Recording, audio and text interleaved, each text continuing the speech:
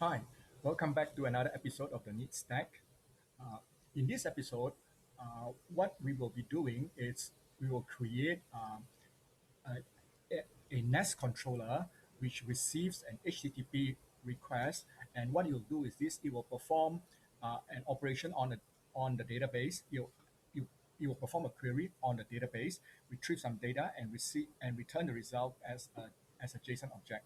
Um, as you probably know, these are the four common HTTP methods. Uh, for typically we use to map to CRUD, CRUD being create, read, update, delete, the four operations or the four verbs on the database. Uh, these are the four HTTP requests. Get retrieves a resource, post creates a resource, put updates a resource, and delete a resource. We will map this to our SQL statement.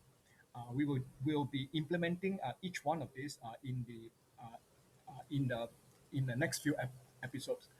In this episode, what we'll be doing is we will be doing the get request.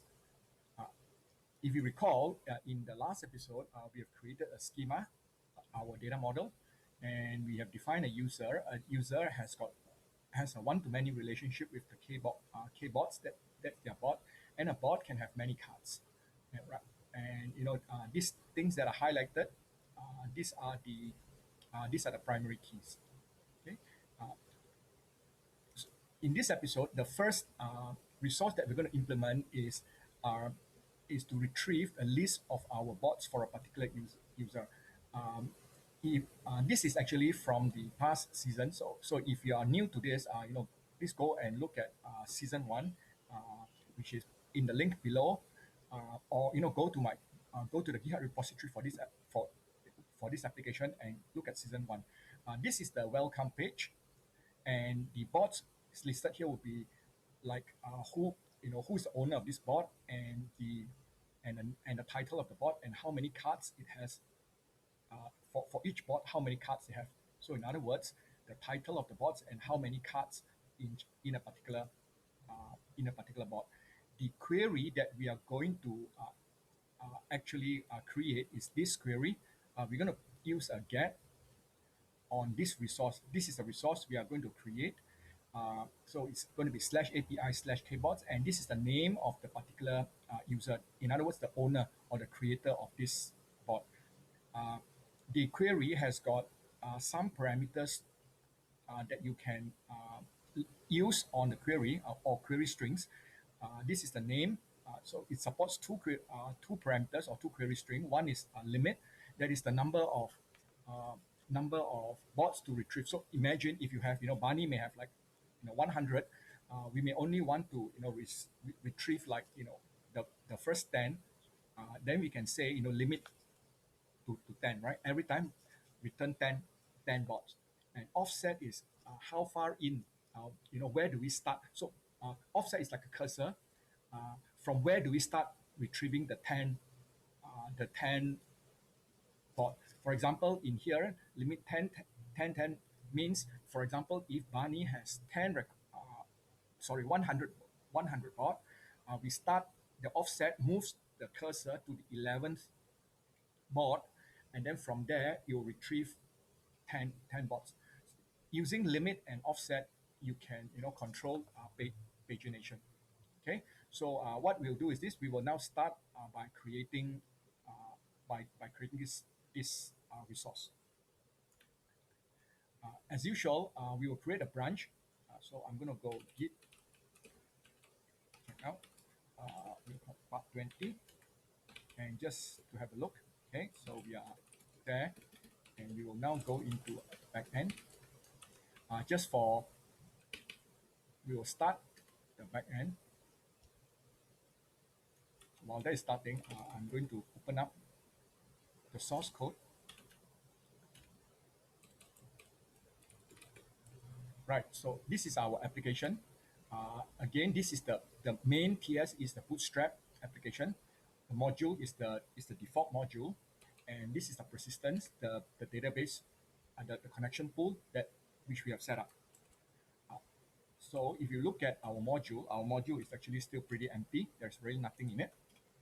So what we're going to do is this. We are going to use the, again, if you now try to run anything, because there are no resources in there, if you try to go localhost, and you try to retrieve something, anything, you get not found because currently we don't have any controllers. Okay, so what we will do is we will use the Nest CLI to generate a to generate some controllers. We go Nest again. The command is very similar to Angular, so we go G for generate. Instead of C, we put CO. In Angular, C is for a component. In Nest, CO, it's for a controller. And then I'm going to say, I'm going to put the controllers in a directory called controllers. And then I'm going to call this kbots. And then it's going to be flat. And I do not want to generate any S.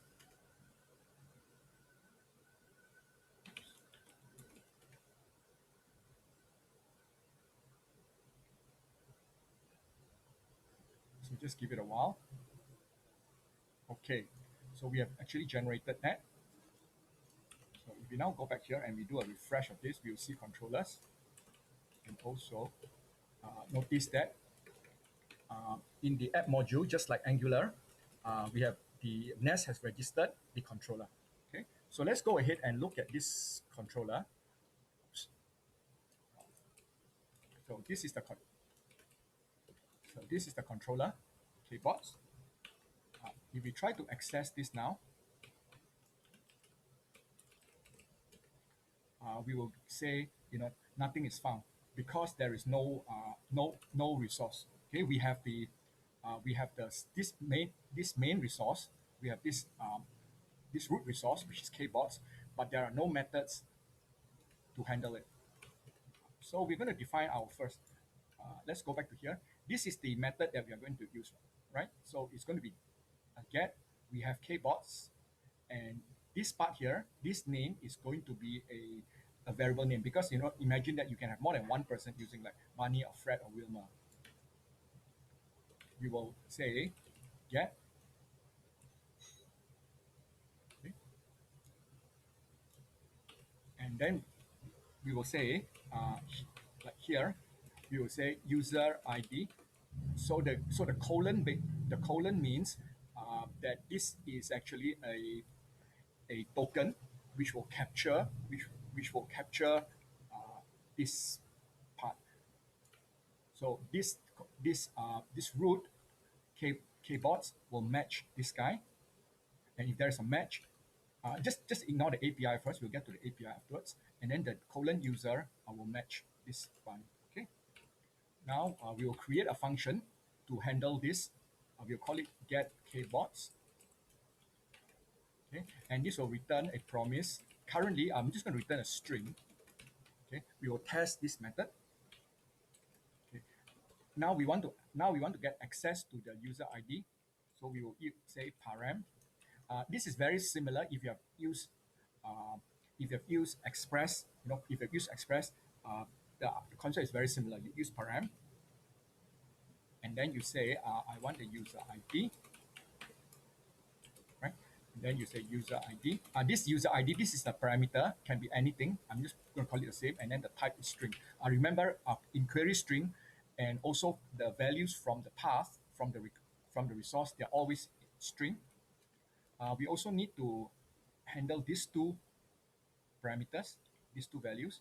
Okay, so I'm going to call this limit, the name, and and I'm going to set some default values to here. So it's going to be like this. So to handle query string, you say query, and then you give the name.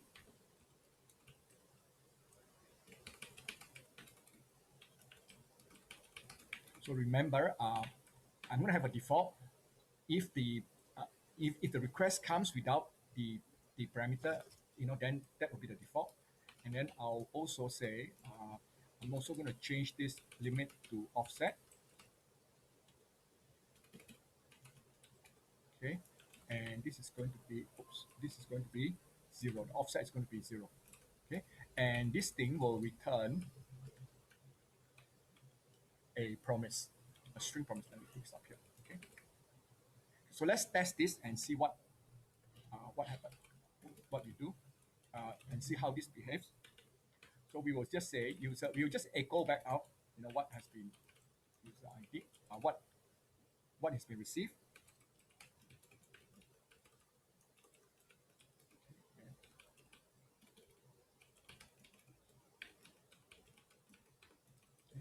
Um, so this method returns a promise. Because we are inside async, we can just return a string as long as the type is a string.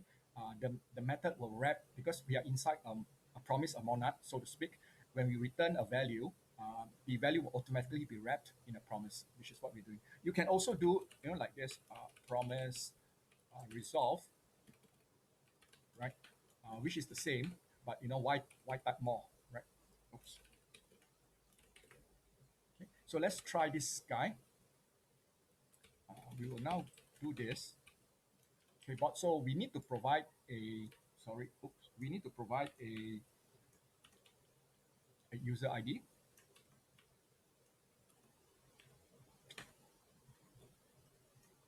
Okay, we need to provide user ID. So let's say Fred. So now you notice that this is returning, the offset is 0, the default, and the limit is 10. Let's try again one more. Let's do, oops, let's just say, we want to say, this is how you specify the query string. Limit, let's say equals to 100. And then we will now see limit 100, right? And for offset, I'm using HTTP, HTTP Pi. HTTP Pi allows you to specify query string like this, okay? Key value pair, but you need to put a double quote here. And then offset, let's say offset is 300.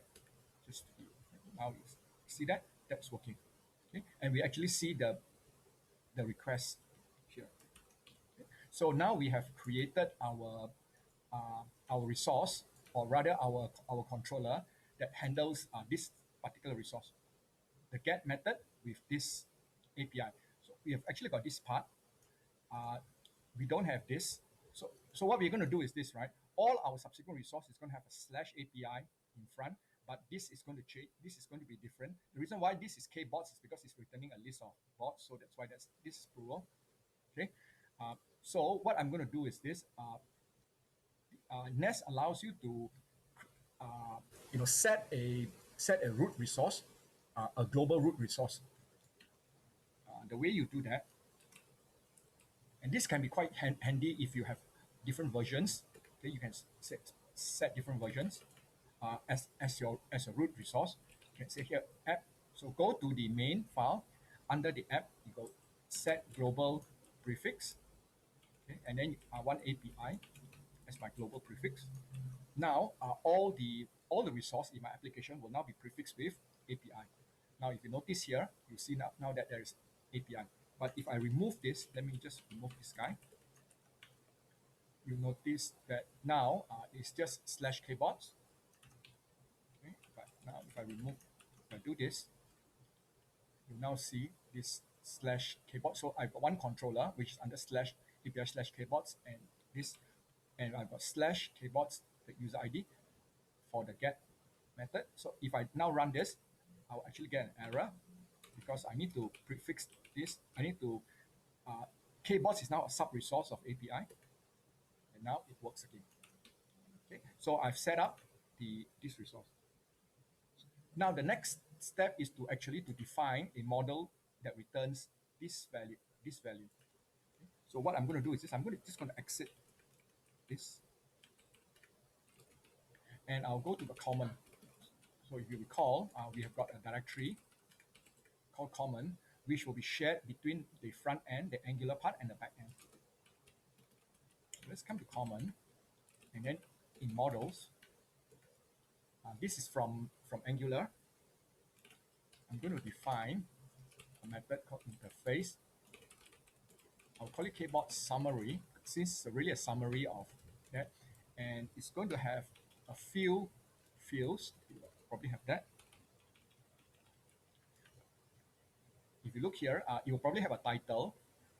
Okay, we probably need a kbot somewhere in here because what we want to do is this: when we click on this, we want to retrieve this data. So we probably need the kbot created, sorry, not created on, created by. We want to also find out who created it. This is created by. Okay, the title, and finally this value. Okay, notice we don't have this value here. We need to get this value. The number of cards. So I'm going to call this card count, which is a number. So this is my new model, or the summary, my keyboard summary. Okay. The next thing I want to do is this. I would like to create a database interface, and this interface will be used both by the back end and the front end, so that uh, when the front end, so that we can actually match when Angular calls. We will this sorry this database interface will actually be shared by both the Angular application and the backend application, and we will see what happens later on. As this series progress. But for the time being, let's just create first. I'll call this interface persistence. Yes, and then I'm going to create an interface. I'm going to call it kbot database.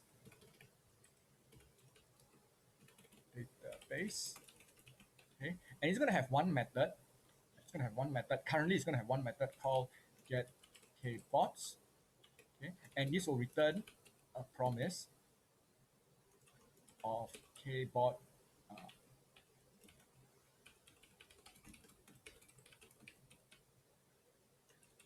it's going to return a kbot summary. It's going to return an array of kbot summary. So, in other words, this query will be handled by this database method. I will have here the user ID. Okay, I will have the limit. The limit in here is going to be optional, and then the offset. This is my database. Okay. So what I'm going to do is this. I will now get the persistence service to implement this interface. So before I do that, okay, so let's go back to our backend.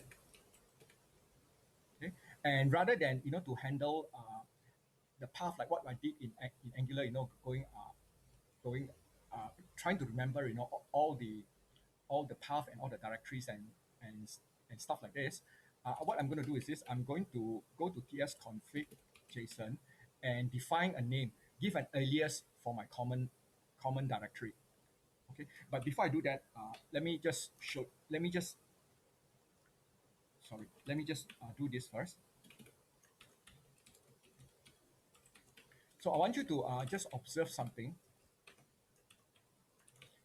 Okay. So currently we will look at the this directory. So if you notice the this directory, the this directory in backend, the this is where Nest compiles all the TypeScript into JavaScript.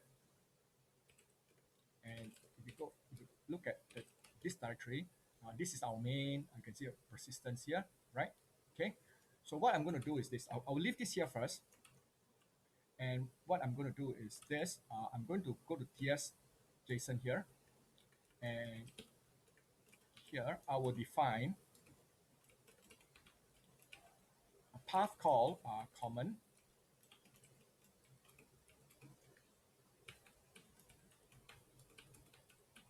And then you say common. Okay. So this will allow me to import all the modules from common without using the path. If you go back to Angular, if you go back to the season 1 where in Angular, where I've got this really ugly up arrow, path reference. Okay, so this will actually help solve the problem. So let's do this first. So like this. So now let me open this thing back again.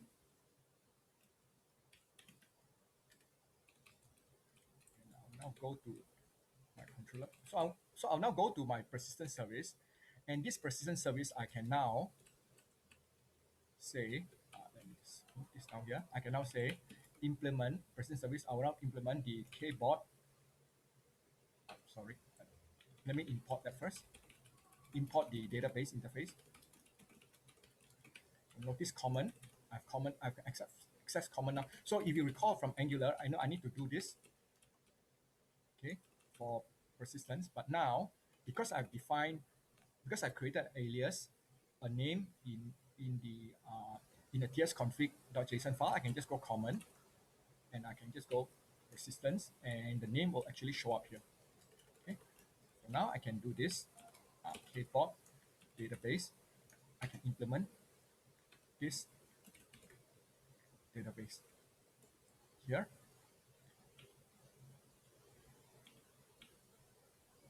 Okay, and now I will just go like this, get kbots. That's the method in the kbot database.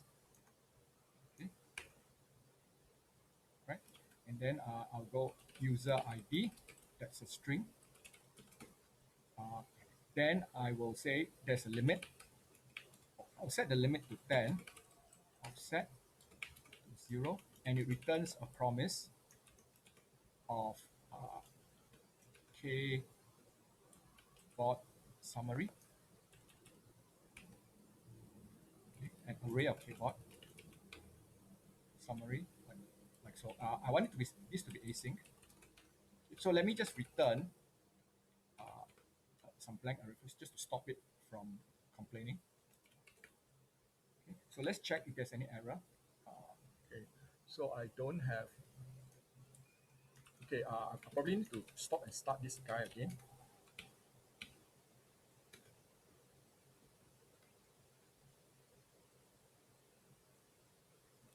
Okay, right. So now let's go back to our.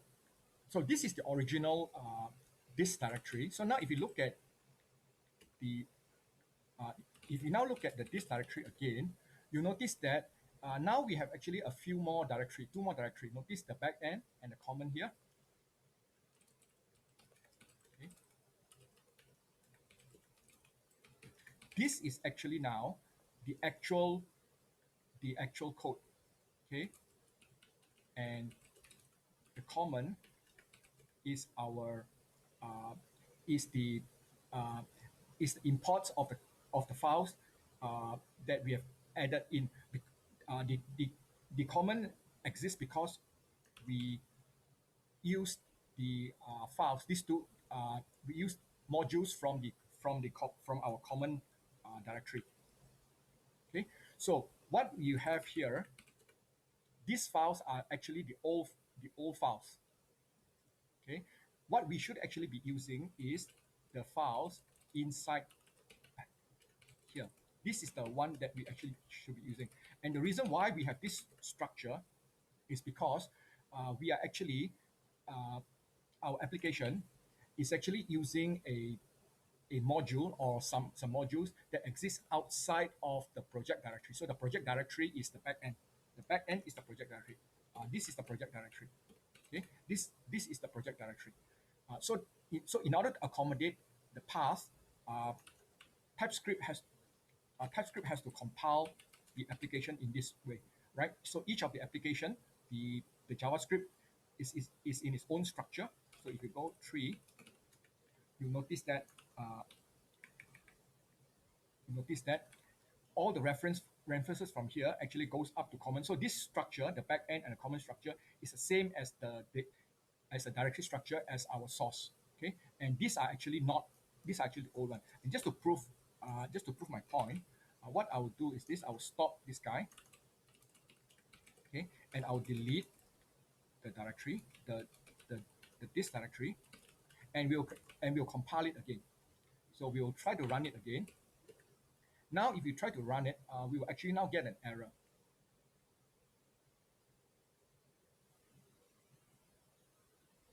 We'll get a module not found. So let's have a look at that.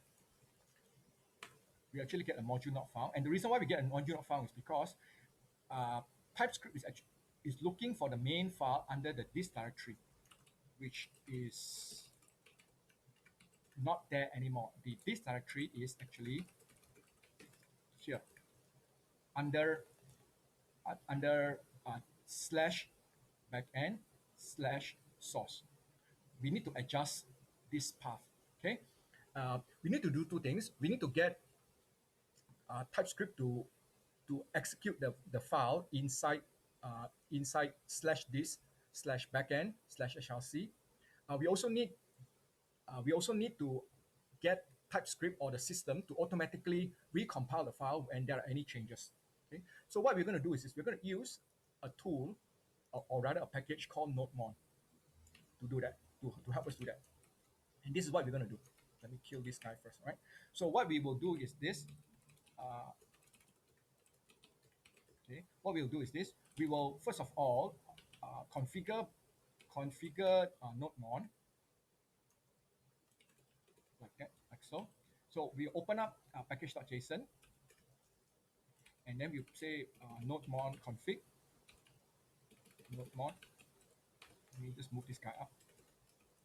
NodeMon config, and it takes an object. The first one is going to be the watch. Watch says what directory to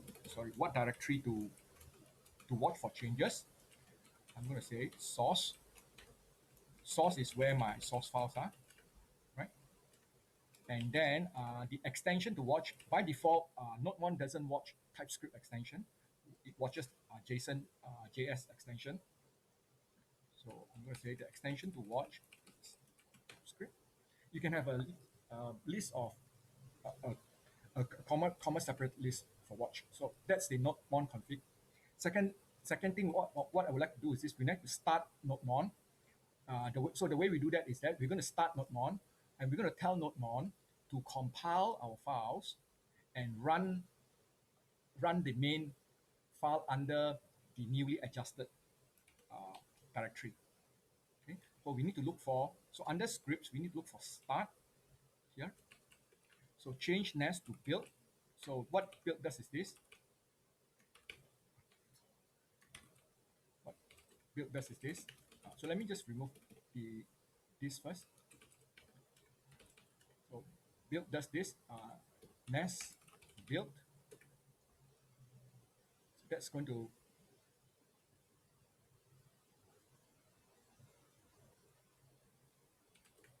build that. Okay. So now the next thing, after it has built, the next thing we want to do is we're going to run node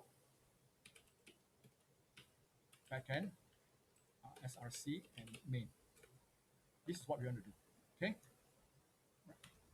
So the first step is to get Nest to run build, and then we will say we use node, and then we'll say this backend source main. Okay. So now, after we've done that modification, we can just type NodeMon. By the way, NodeMon has to be installed globally. Well, you don't have to, but generally, it's advisable to install it globally. And now NodeMon is running this target, this start script, and it will build and it will run. What you will do is this: you will also watch the source directory.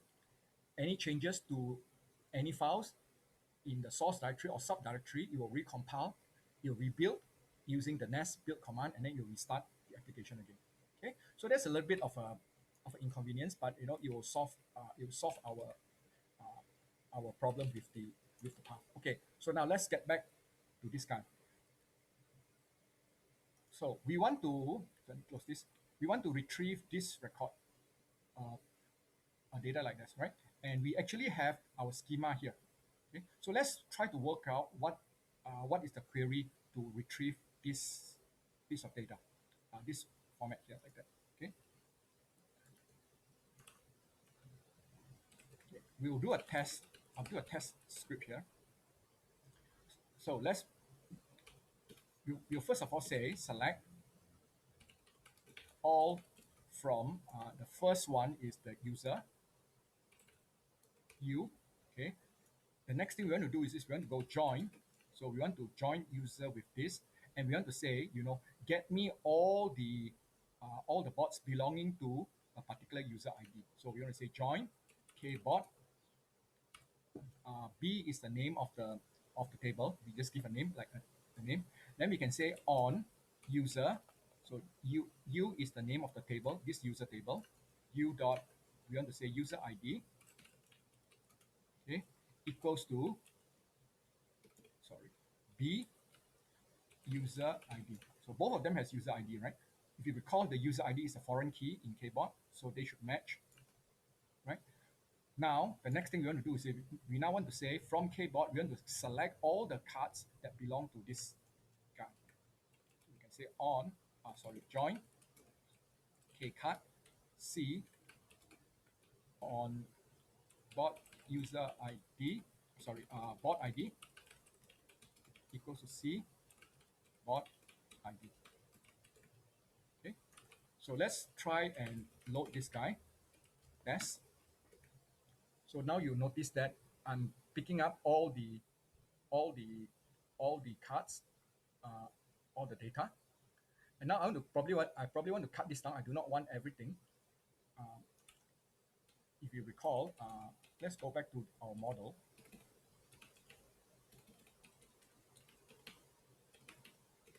These are the data I want. I want the bot ID created by. I probably want a user ID here as well. Created by. Let's see, created by. This is the email. Okay, I think that should be okay. Yeah. Okay. So these are the information that we want. Okay. Or maybe user ID. Let me put the user ID here. Okay. Sorry. So the user ID and the created by is different. This created by is the email. The user ID is this user ID. So this user ID and created by is the email. So want this information. So let's go and get this information. So we can say, let me just make it a bit bigger. Okay. So we can say, so we want you user ID. We want you email. Okay. So those are the two pieces of information we want. So user ID, the email. We want the bot ID. So we will say B bot ID, right? And also here we want the title. Okay, so B title. Okay, so let's try running this again. Right. So we've got a user ID. We've got our email. We've got the bot ID. We've got the title. So we have, according to our schema, our model, we have this. We do not have card count.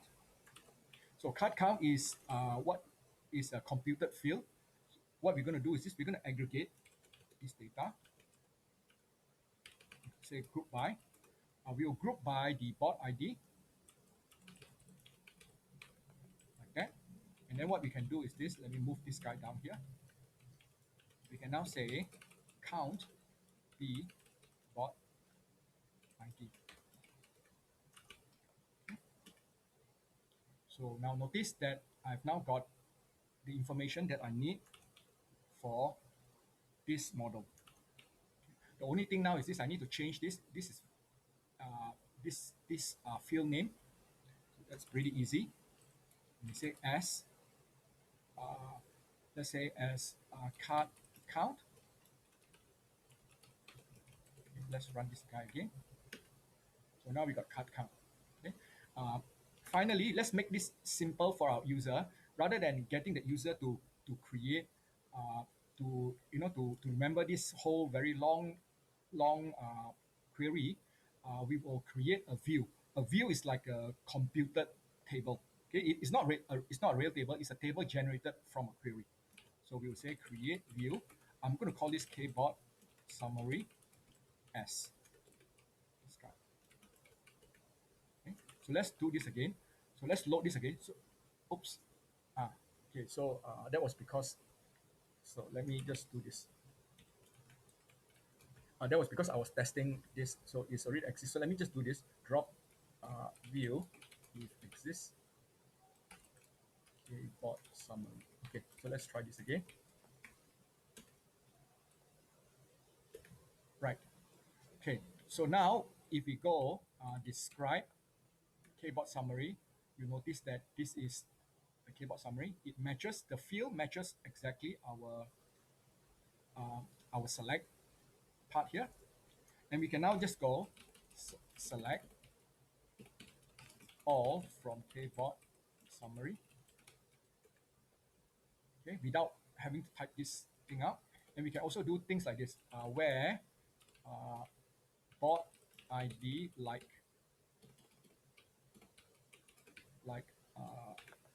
234, right? Or we can just say where board ID like ABC. Okay, so we get two of them. We can say limit to one. Oops. So we get one record now. Or we can say, offset one, limit one, offset one. So get me the second record. Okay. So this is the query that we're going to use. What I will do now is this, since this one has exists, I will just copy. So this is my test thing. I will just copy this into the actual schema. Oops.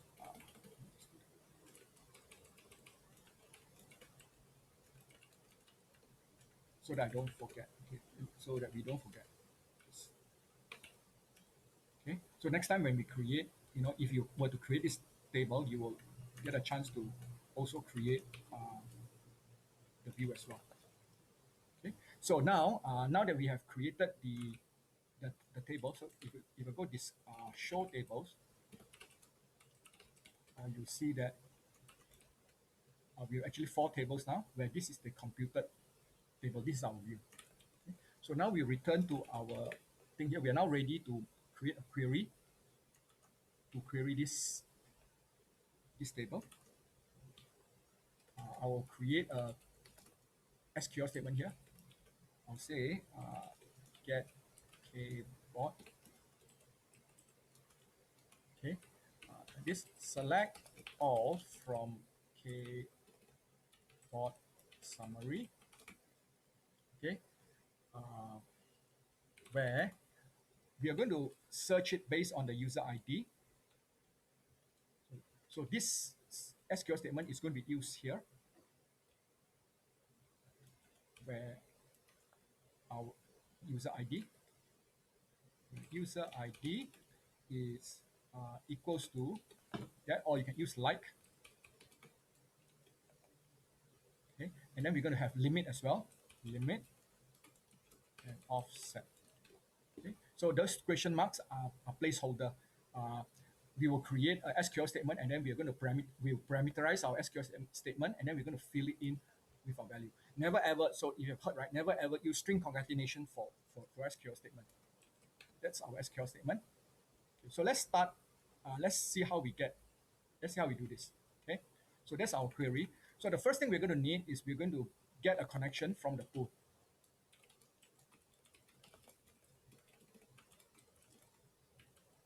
Get a connection from the pool, right? So we'll say const connection. We'll go this pool get connection. So connection returns a promise. So we will probably say await. Go like this. So now we will say try. Okay, we'll say try. We want to say catch if there is any error. You do something, and then finally we want to end. Okay, right.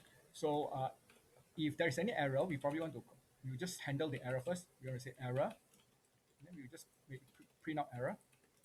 ERROR. Get kboard, and then maybe we'll just list out the error. So remember, we're returning a promise. So we want to say this is an error. So we have to return. We have to reject the promise. We'll just pass out the error object.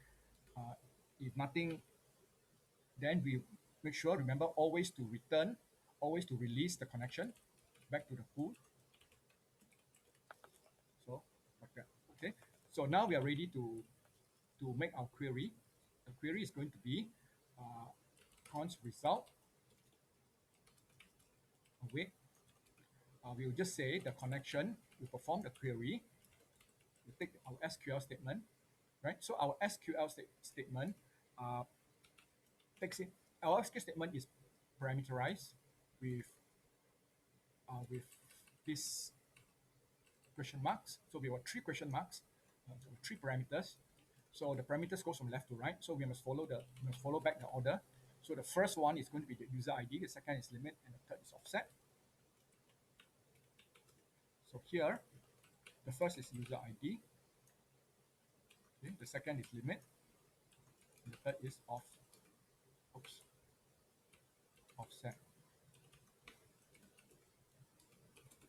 Like that. Okay. So one thing, query. So let me show you. Query actually returns a, how should I say? It's a union type. I think if I'm not mistaken. So it returns a promise of either a raw data packet of one of array of raw data packet, or a two-dimensional array of raw data packet or OK packet of one of these things, right? So I know that our query will return this data type. Okay, this data type. So what I'm going to do is this: I'm going to cast to this raw data packet. Raw data packet uh, is a type from MySQL. So what I'll do is this: say, okay, as raw data packet, okay, and it has to be this.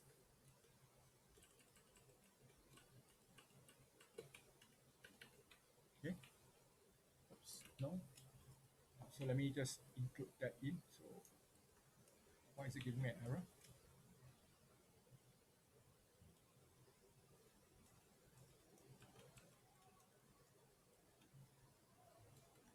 I think I missed the.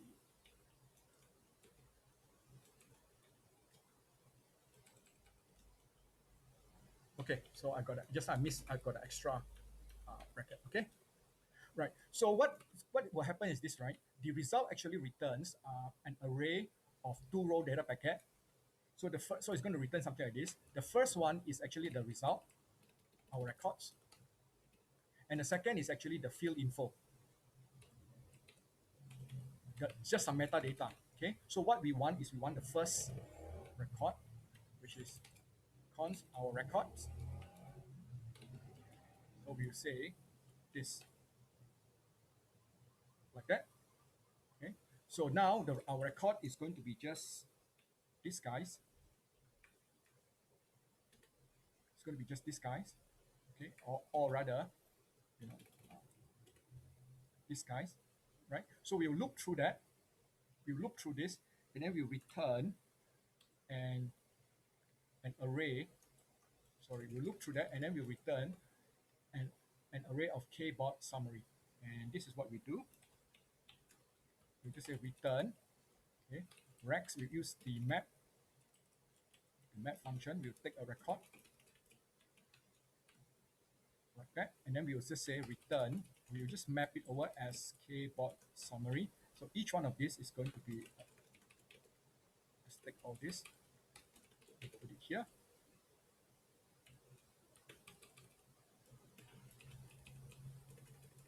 Okay, so the user ID is going to be rec user ID. Okay, so again, user ID will map to this. User ID is that.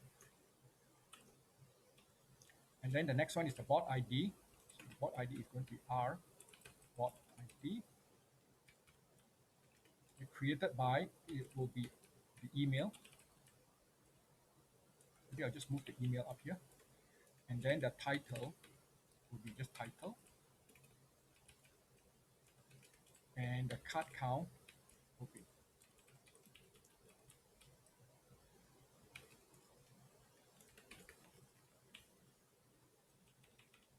Okay, so why is it complaining? Let's see.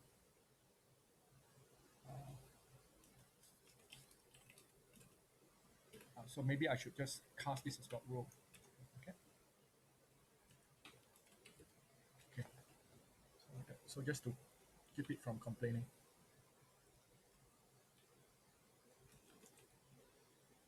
Why is it complaining? Why? Hang on, let me have a look.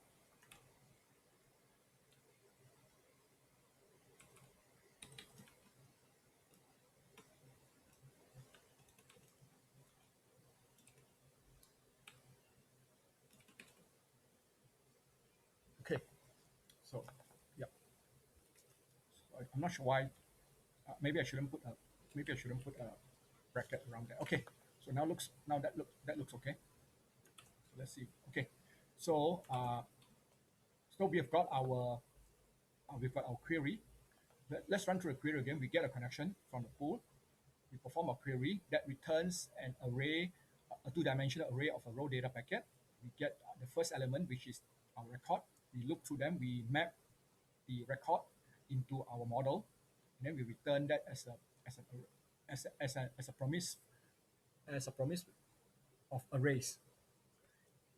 If there is any error, we print out the error statement. We reject this query. So we return. So we reject the promise. And finally, always remember to release the connection. Okay? So now we will now use this in our controller. So we will inject the service in. I'll do this. I'll define. Let me import this one in first.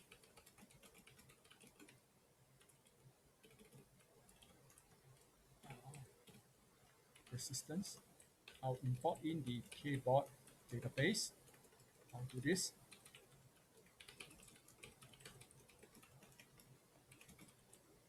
Import database. So what I'll do is this. I'll import in the persistence service. Okay, so if you recall, right, this thing is a persistent service. It implements the kboard database interface. So I can just say this kboard database equals to persistent service. Okay, so I don't have the persistent service. So let me just implement. Let me just do this. Let me just do auto import. Okay, right. Okay, so we will now use this here. So we'll go like something like this.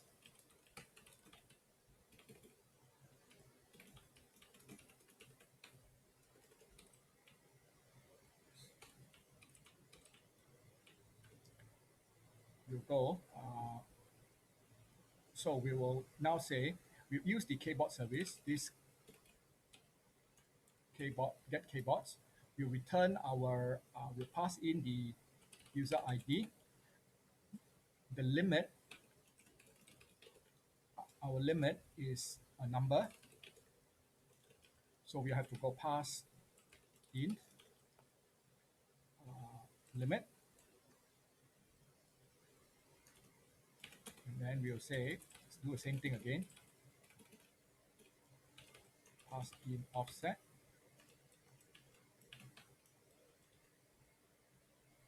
Oops, why is it?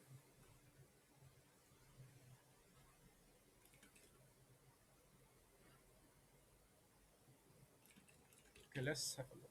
Oops. Okay, so now we can say the result is await. Okay, so not get kboards, this kboard database, that's why it's complaining. Okay, so otherwise we will loop on ourselves. So that's the result. Okay, so we will just return, for the time being, we will just return the kboard summary, which is an array. Oops, is that kboard summary. Okay. So we just return the result. Okay. If there is any error, what we want to do is this: we want to go console error.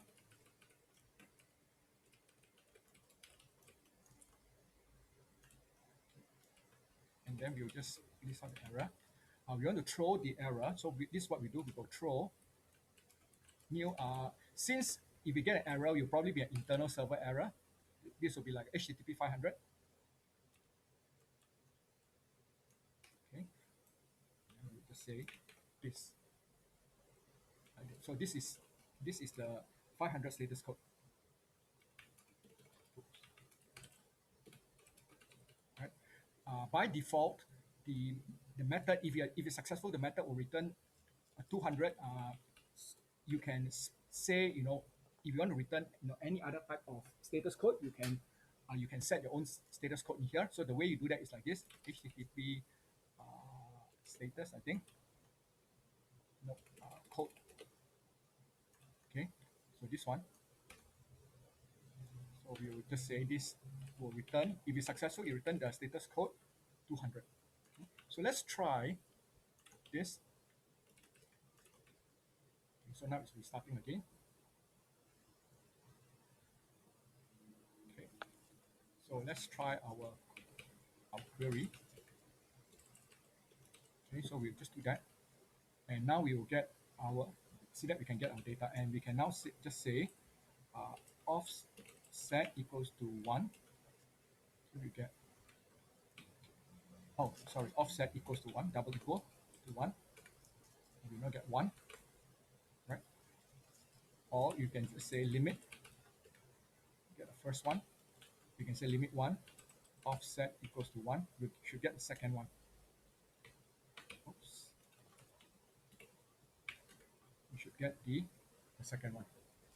Okay, so that our query is now working. What I want to do is this: instead of just returning this, I would like to standardize the response across all the resources that we'll be creating. So to do this, I'm going to create a standard response envelope.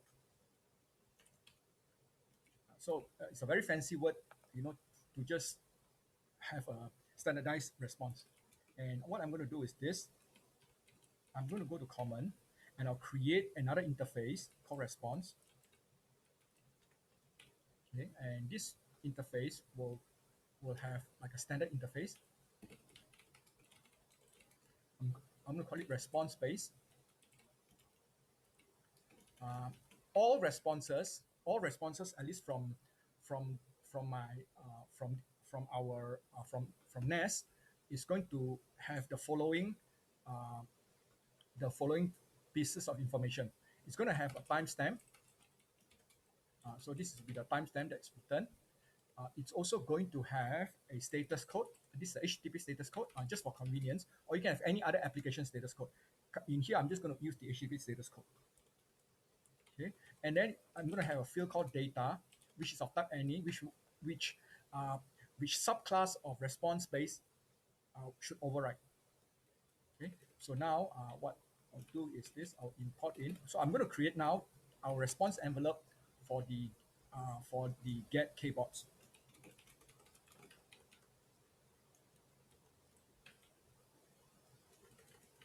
And this is what I'm going to do. I'm going to say export interface get kbots response extend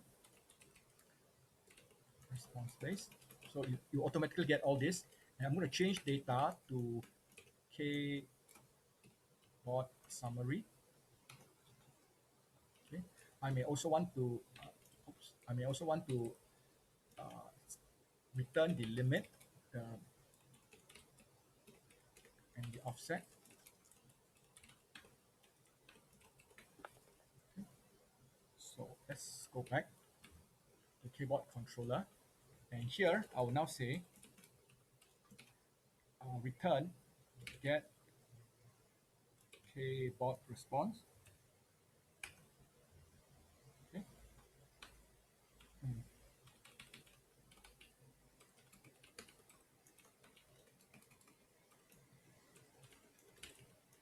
Keyboard response. Okay. Okay. So now what we'll do is this: we'll now return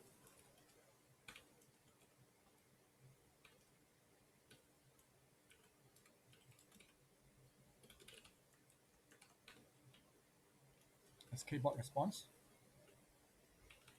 And we'll just construct this thing here. We'll just say that we have a timestamp, new date, time. We will have the status code.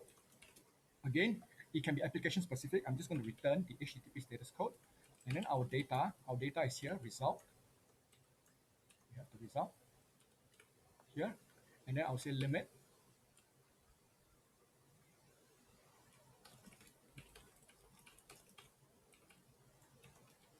And then I'll say offset. Still limit, offset. Right, so this is what I'm going to return. So that's my response envelope. So let's try this again. Notice that now I've got my response envelope. Okay, so that's for offset. If I want to have everything, I should probably get my response envelope, everything. And if I pass in something like doesn't exist, like Wilma, I should probably get something like that. Okay, so we have actually completely implemented this resource. Okay? So just before I leave, what we're going to do is we're going to try to document this API. Okay, there are many ways of doing documentation. One of the, I suppose, the fairly popular way is OpenAPI Spec. Okay, use OpenAPI Spec. So this is OpenAPI Spec. And the nice thing about OpenAPI Spec is that it's actually fairly simple, and there's a lot of tools that you can use with it. What we're going to do is we are going to create an OpenAPI Spec, and then we are going to document our API. This API that we have just created. We're going to use the OpenAPI Spec. We're going to use the OpenAPI Spec to do two things in future episodes. The first thing is to generate clients. For example, if we're going to expose our API, as a resource to third-party developers, we may want to support things like Python or Golang or Java. We can generate those clients from OpenAPI Spec. That's one. The second thing we can also do is that we can use the OpenAPI Spec as an enforcement, as a way to enforce correct requests coming into our network. We can install this on the API gateway. Okay, so that's in the future. We will look at that. For the time being, what we're going to do is we're just going to write the OpenAPI Spec. So let me exit this guy, and then we'll now write the OpenAPI Spec. I'm going to have a look at an example for OpenAPI Spec. I'm going to look at the GitHub, and the example is going to be here. It's actually going to be fairly simple. There are many versions. Currently now, I think the 3.1, the tool that I'm going to use, which is this Insomnia Designer, actually currently doesn't support 3.1 yet. So we're going to use 3.0. I'm just going to look at one of them. We're going to write it in YAML. So I'm going to open up the YAML. You can write in JSON, but I prefer it in YAML. So I'm going to call this guy backend API YAML. Okay, so the first thing I'm going to need is the OpenAPI and the version. I know that the current version is .3. Okay, and the info is just the information on my API. So I'll just say version of my. I'm going to just say just 1.0.0, and then I'm going to have a title. Just call this neat app. Okay, there are other things which I'm going to skip. The second one is quite important, is the servers. The servers takes an array. You can have more than one server. Okay, so you are, I think that, hang on, let me have a look at this here. The servers actually allow you to have a description. I'm going to say this is my development server.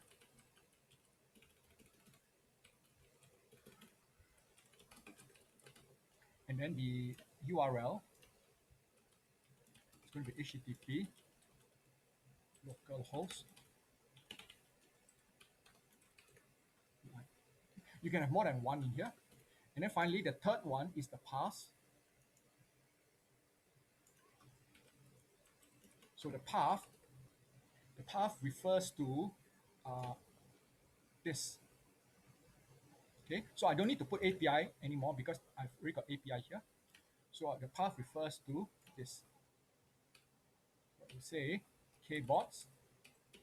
So remember this part here is variable. And so the way you specify the variable portion is like this, with a curly bracket.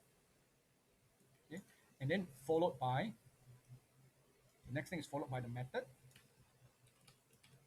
and then you have a description of get a list of bots for user for from a user.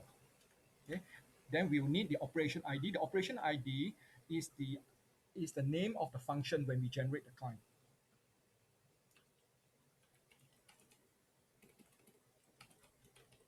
I'm going to call it get kbots by user ID. Okay. Finally, we have the parameters. Okay. So the parameters, okay, is an array.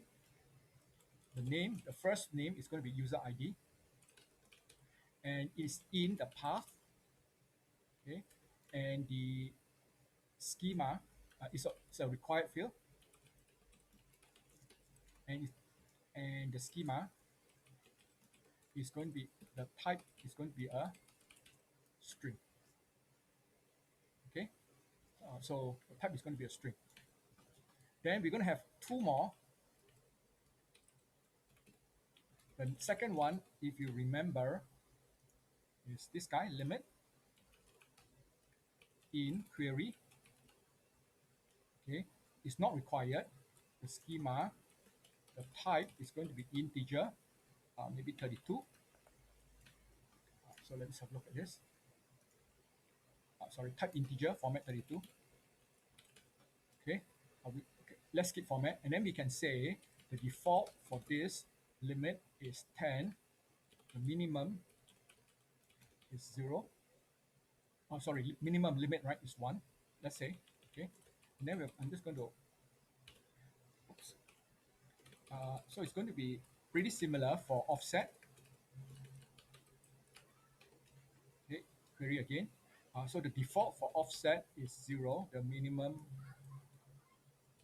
is 0. Okay. So that's the description of the query. Now we need to create the response. So we'll say responses. Is it responses? Okay. So responses. We're just going to document the 200. Okay. The responses. We need the description. I'm just going to say success, and then content. Okay. You can have headers. I'll just say content. What type are we returning? So I'm going to say application JSON.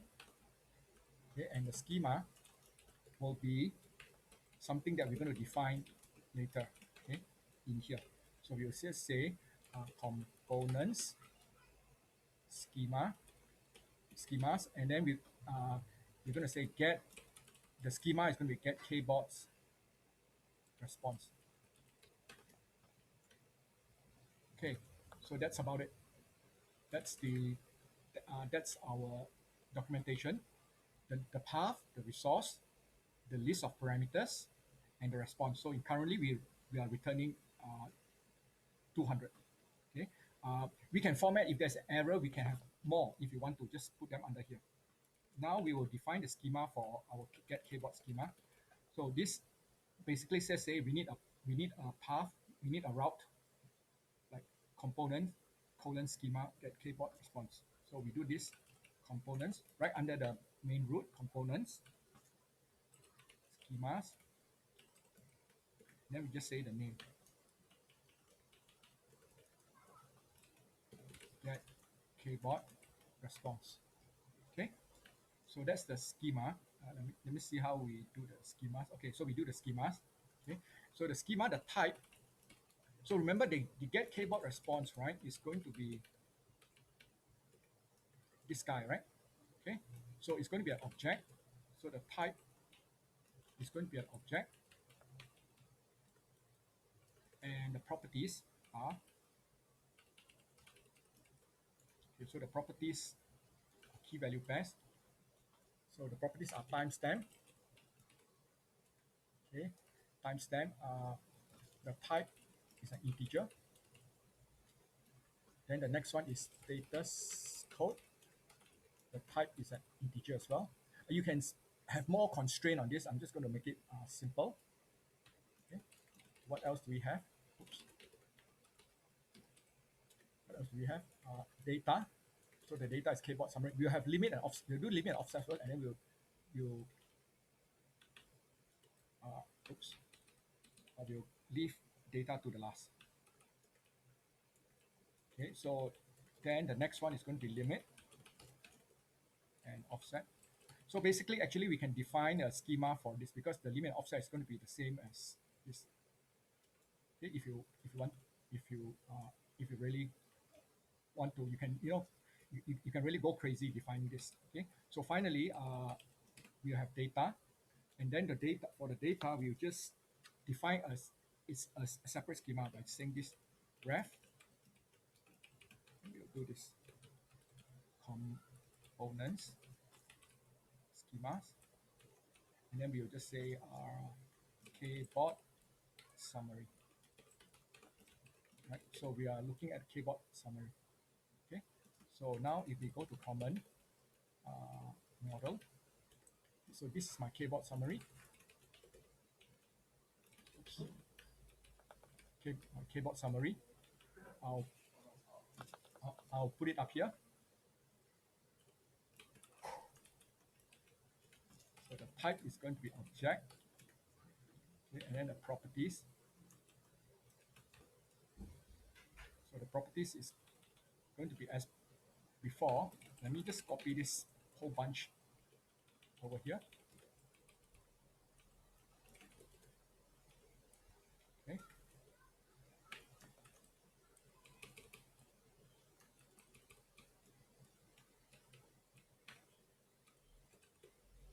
Okay. So properties. So this, the type here is a string. User ID. The user ID here is a string. Okay. Let's see what else do I need. Okay, right. And then created by, the type is a string. Type is a string. I can say format. The format is an email. To be slightly to be more specific. Okay. The bot ID type is a string, and the title as well. And the card count, the type is an integer. Minimum is 0. Okay. There is also a property. There's also a property called required, which is here. Sorry, let me get back to here. The required field in schema.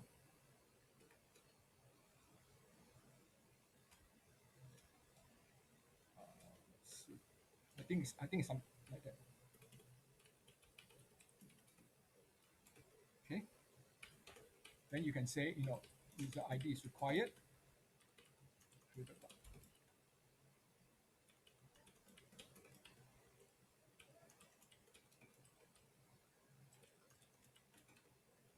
You can, in fact, if you want to, I can also say this in here as well. Just say this.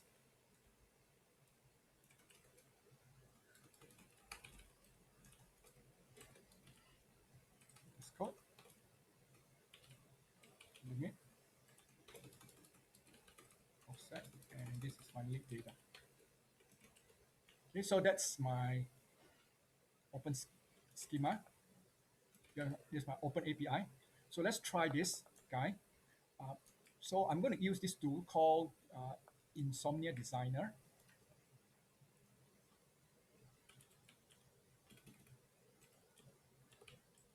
Insomnia Designer. Insomnia Designer has it has a REST client as well as a as a designer, which you can visualize use to visualize your API. And the nice thing about it is that it also does error checking on your code for you. So very simple. Uh, this is my directory. My API is here. Let me just make sure I save it first. Okay. Make sure that I have the server continue running. So if I just take and drag this over here, yes, new workspace. I'm going to rename. So that's what I've imported. So I can open it up and I can check if there's any error.